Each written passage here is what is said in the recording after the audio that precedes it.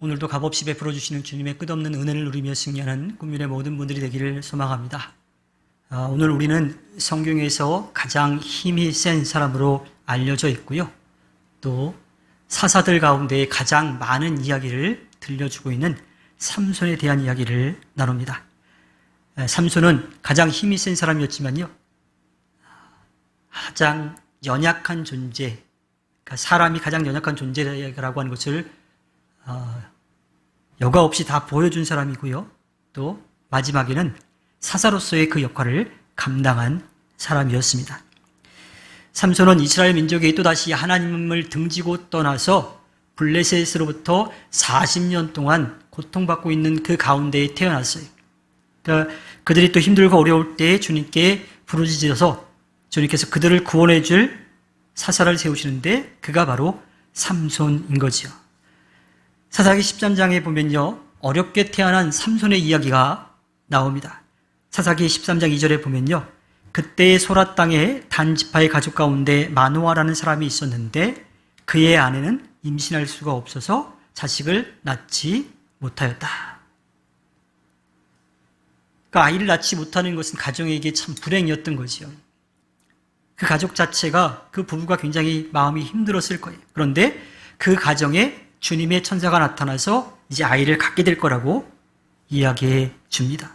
그런데 그 아이는 뱃속에서부터 하나님께서 구별해 놓은 나실인이라고 이야기를 해요. 그래서 포도주나 독주를 마시지 못하게 하고 부정한 것을 만지지 못하게 하고 또 이 머리에 이 면도칼을 대지 말라고 천사가 이야기를 해 주지요. 사사기 13장 5절에 보면요, 그 이야기를 하는데 그 아들을 낳을 건데 머리에 면도칼을 대서는 안 된다라고 이야기하면서 모태적부터 이미 하나님께 바쳐진 나실인이기 때문이라 그래요. 그런데 그 목적이 뭐냐면요, 바로 그가 블레셋 사람의 손에서 이스라엘을 구하는 일을 시작할 것이기 때문이라고 말합니다. 그러니까 그 40년 동안 어려움을 겪고 있는 가운데에 그들을 구원해 줄 사사로 하나님께서 이 삼손을 태어나게 하시는 거죠. 그렇게 사람의 힘이 아니라 하나님의 능력으로 역사와 섭리 가운데 삼손이 태어나게 됩니다. 그런데 삼손은 하나님께서 하지 말라고 하신 것들을 다 합니다. 사사기 24장 9절에 보면요, 그는 손으로 꿀을 좀 떠다가 걸어가면서 먹고 부모에게도 가져다 주었으나 그 꿀이 사자의 죽음에서 떠온 것이라고는 말하지 않았다. 부정한 것을 만져서는 안 되는데 자기가 죽인 사자의 시체에 있는 그 꿀을 먹은 거예요. 그러니까 부정한 것을 만진 거지요. 그게 부정하다라고 하는 것을 알기 때문에 부모에게도 그것이 어디서 왔는지 알려주지 않았습니다. 또 사사기 14장 10절에 가면요, 그의 아버지는 사돈될 사람의 집으로 갔다 삼손은 신랑들이 장가갈 때 하는 풍습을 따라서 거기에서 잔치를 베풀었다. 딥나라고 하는 곳에서 잔치를 베푸는데 이 잔치는 뭐냐면 신랑 될 사람이 마을 사람들을 다 불러다 놓고 포도주로 잔치를 하는 거예요. 그러니까 포도주나 독주를 마시지 말라고 그랬는데 오히려 그걸로 잔치를 벌이고 있는 거지요. 사사기 16장 19절에 가면 들릴라는 삼손을 자기 무릎에 잠들게 한 뒤에 사람을 불러 7가닥으로 따은 그의 머리털을 깎게 하였다. 그런 다음에 그를 괴롭혀 보았으나 그의 엄청난 힘은 이미 그에게서 사라져 있었다. 이방 여인의 유혹에 넘어가서 면도칼을 머리에 대면 안 되는데 대버려서 머리카락이 잘리게 된 거지요. 삼손은 분명히 어머니의 뱃속에 있을 때부터 하나님께서 나실 사람으로 구별했다라고 하는 이야기를 들은 사람이에요. 소위 말하면 태교할 때도 어떻게 태교했겠어요? 이 아이는 나실 사람, 하나님이 구별해서 세운 사람이다. 이스라엘 민족을 블레셋으로부터 구원해 줄 사람이다라고 하는 것을 태교했을 거고요. 태어나서 그 아이를 그렇게 기도하는 마음으로 키웠을 거고 그 아이에게 계속해서 그 이야기를 했을 거예요. 너는 나실 사람이니까 부정한 건 만지면 안 되고 포도주나 독주를 마셔서도 안 되고 머리를 깎아서도 안 된다. 근데 그렇게 철저하게 교육을 받고 자랐을 텐데 왜 삼손은 이방 여자들을 좋아하고 또 계속 세상의 일에 관심을 갖게 되었을까요? 사사기 13장 2절을 다시 좀 보면요. 그때의 소라 땅에 단 지파의 가족 가운데 마누아라는 사람이 있었는데 삼손이 속한 지파는 단 지파예요. 단 지파가 가나안 땅을 점령하고서 기업으로 받은 지역이 어느 쪽이냐면요. 이 남쪽으로는 유다 지파 땅이고 또 서쪽으로는 지중해가 있고 북쪽으로는 에브라임 지파가 있고 동쪽으로는 베냐민 지파가 있는 곳이에요. 근데 여기가 어느 지역이냐면 산간 지역이라고 하는 거지. 주변에 평야지대가 있었는데 그 평야지대를 블레셋 평야라고 불렀어요. 그 이야기는 뭐냐면 평야지대에는 블레셋 사람들이 살고 있었다라고 하는 이야기예요. 그래서 그 지역을 단지파가 기업으로 받았지만 사실은 블레셋 사람들이 계속 살고 있었기 때문에 그들을 다 몰아내지 못했기 때문에 산간 지역에 모여서 살았던 거지요. 그러니까 삼손은 이 소라 땅에서 살았는데 거기가 블레셋 사람들하고 인접한 곳에 사는 거예요.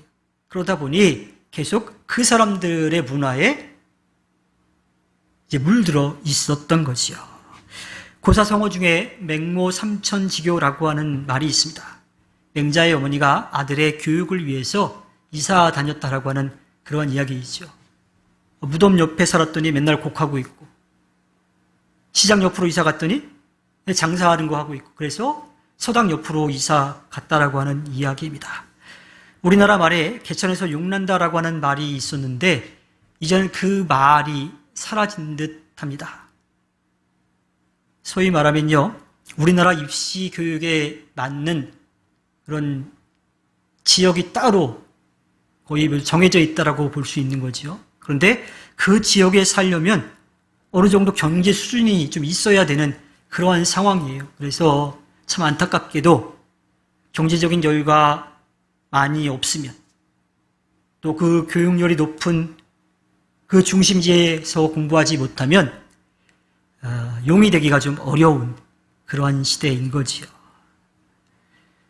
요즘은 선생님들이 지나치게 자신의 자녀만 사랑하는 학부모님들 때문에 많은 어려움을 좀 겪고 있는 듯합니다. 단순히 성적 문제만이 아니에요. 어떤 문제가 발생을 했을 때 그 문제를 풀어가려고 하는 그 과정 가운데에 모든 책임을 다 선생님들한테 돌리는 거지요.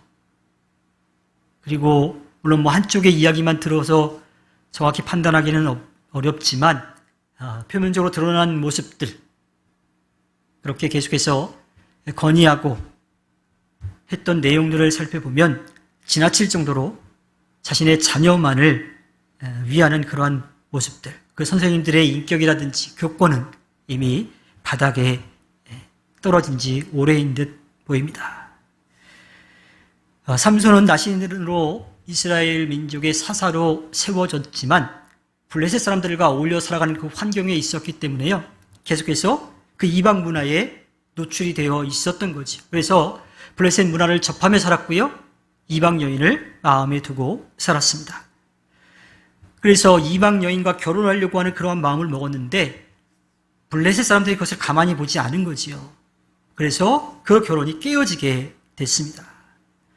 사사기 15장 3절에 가면 그 결혼이 깨어지자 삼손이 이야기합니다.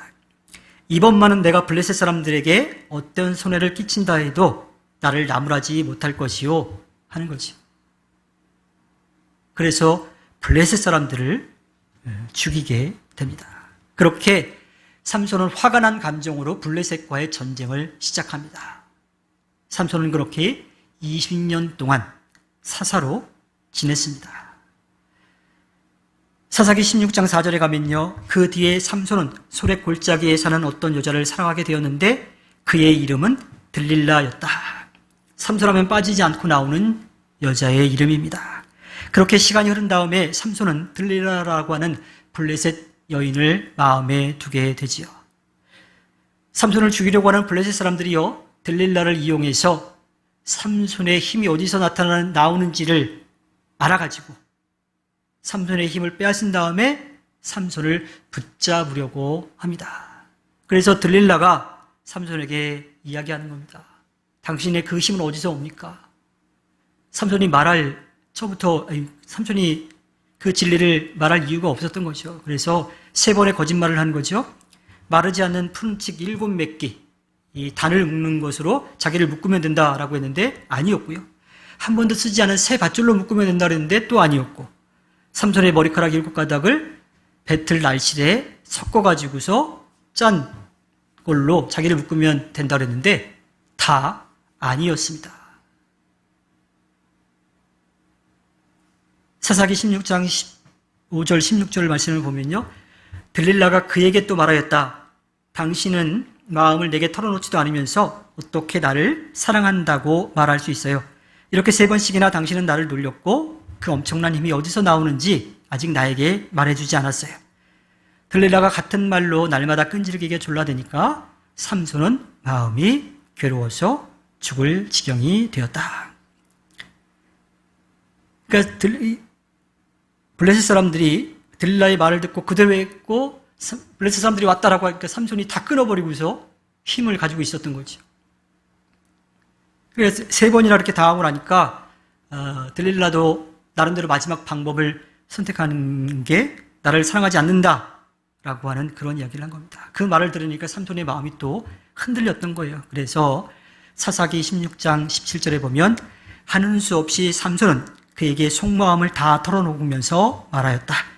나의 머리는 면도칼을 대어본 적이 없는데 이것은 내가 모태에서부터 하나님께 바쳐진 나실 사람이기 때문이요. 내 머리털을 깎으면 나는 힘을 잃고 약해져서 여느 사람처럼 될 것이요. 결국 삼손은 들릴라에게 마음을 빼앗겨 나실 사람으로서 하지 말아야 될 그 일을 당하게 됩니다.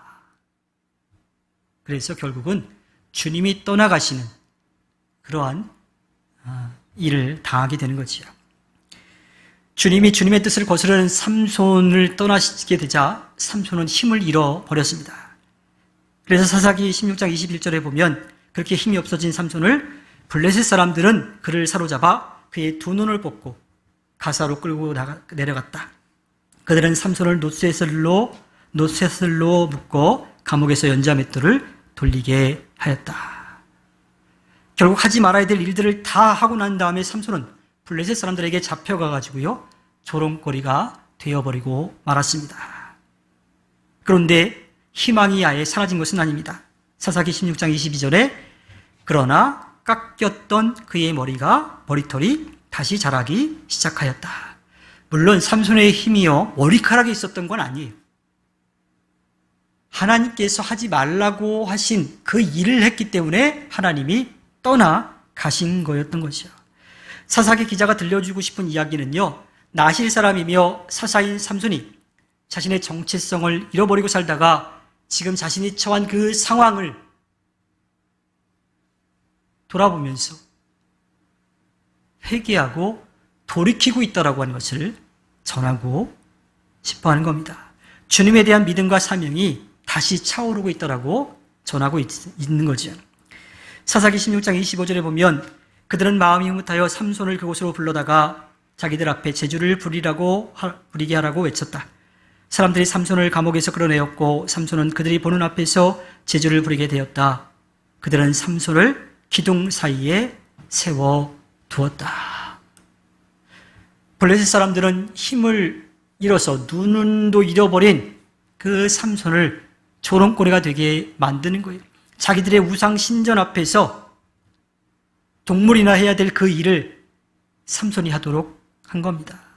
그런데 삼손은 비록 세상을 보는 눈은 잃어버렸지만 주님을 보는 영의 눈이 뜨이게 되었습니다. 사사기 16장 26절에 그러자 삼손은 자기 손을 붙들어주는 소년에게 이 신전을 버티고 있는 기둥을 만질 수 있는 곳에 나를 데려다오. 기둥에 좀 기대고 싶다 하고 부탁하였다. 영의 눈을 뜬 삼손은 이제 자기가 해야 될 일을 하려고 합니다. 그래서 그 신전을 바치고 있는 기둥을 무너뜨려서 자신을 조롱한 사람, 아니요, 정확히 말하자면 하나님의 이름을 욕되게 한 블레셋 사람들을 죽이려고 합니다. 자신이 해야 될 일을 하려고 하죠. 블레셋으로부터 이스라엘 민족을 구하려고 합니다. 사사기 16장 28절에 그때의 삼손이 주님께 부르짖으며 간구하였다. 주 하나님, 나를 기억하여 주시기를 간절히 바랍니다. 하나님, 이번 한 번만 힘을 주시기를 간절히 바랍니다. 나의 두 눈을 뽑은 블레셋 사람들에게 단번에 원수를 갚게 하여 주십시오. 처음부터 하나님의 뜻을 깨닫고 그 말씀대로 살아갔다면 참 좋았겠지만 삼손은 그러지 못했습니다. 그래도 너무 늦지 않게 마지막 순간에 자신이 해야 될 일을 분명하게 깨닫고 회개하고 주님께 부르짖고 있습니다. 이런 모습을 보면 우리가 계속해서 봐왔던 앞의 사사들보다는 조금 나은 것 같긴 합니다. 사사기 16장 30절에 그리고 그가 블레셋 사람들과 함께 죽게 하여 주십시오 하고 외치며 있는 힘을 다하여 기둥을 밀어내니 그 신전이 무너져 내려 통치자들과 모든 백성이 돌더미에 깔렸다. 삼손이 죽으면서 죽인 사람이 그가 살았을 때에 죽인 사람보다도 더 많았다. 좀 늦었지만 삼손은 마지막에 자신이 해야 될 일, 아이를 가질 수 없는 부모에게서 하나님의 능력으로 자신이 태어나게 되고 뱃속에서부터 구별된 사람으로서 블레셋으로부터 이스라엘 민족을 구원할 사사로 세워질 그 사명을 감당하게 되었습니다. 우리는 삼손의 이야기를 통해서 두 가지를 생각해 보아야 합니다. 하나는 우리 모두는 주님께서 믿으시는 존재라고 하는 겁니다. 우리 모두는 영적인 나실 사람으로 세상과 구별된 주님께서 기뻐하시는 일을 해야 합니다. 다른 하나는 잘못을 뉘우치고 돌아올 때 주님은 언제나 우리를 기다리고 계시고 받아주신다라고 하는 겁니다. 물론 그것을 이용해서는 절대로 안 돼요. 오늘까지 우리는 사사기를 통해서 이스라엘 민족의 역사 가운데 없었으면 더 좋았을 사사들의 이야기들을 함께 나누었습니다. 잘못해서 한 대 쥐어박히고 울고 다시는 그러지 않겠다고 싹싹 빌었다가 언제 그랬냐는 듯이 또 그러는 그 모습은요, 사실 우리들의 모습입니다. 아이가 자라면서 철이 드는 것처럼 우리도 이제 성숙한 믿음의 삶을 살아야 합니다. 성숙한 신앙을 세워가야 하지요. 그리고 우리를 믿고 맡겨주신, 주님이 맡겨주신 그 일들을 해내서 주님께 기쁨을 드리는 삶을 살아가야 합니다. 주님께서 허락해 주신 이 땅에서 성령의 능력을 힘입어서 하나님의 자녀로 예수 그리스도의 증인과 제자로 살아가서 주님께 기쁨을 드리는 성숙한 믿음의 꿈이 있는 미래교회 모든 분들이 되기를 주님의 이름으로 부탁드립니다. 기도하겠습니다.